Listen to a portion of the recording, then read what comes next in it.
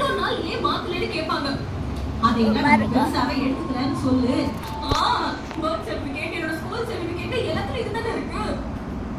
அதுலயும் தப்பா போட்டாங்கன்னு சொல்லவா? அவங்க ஆராய்ச்சி எல்லாம் யாரும் பண்ண மாட்டாங்க மயிலு. நீ உட்காந்து சொல்ற. எனக்கு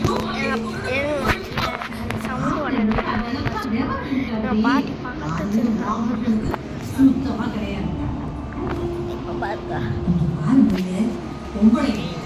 கடைக்கு அனுப்புனேன்னு வையேன், சர்க்கரைக்கு பதிலா உப்பை கொடுத்தா கூட வாங்கிட்டு வந்துருவாரு அந்த மனுஷன்.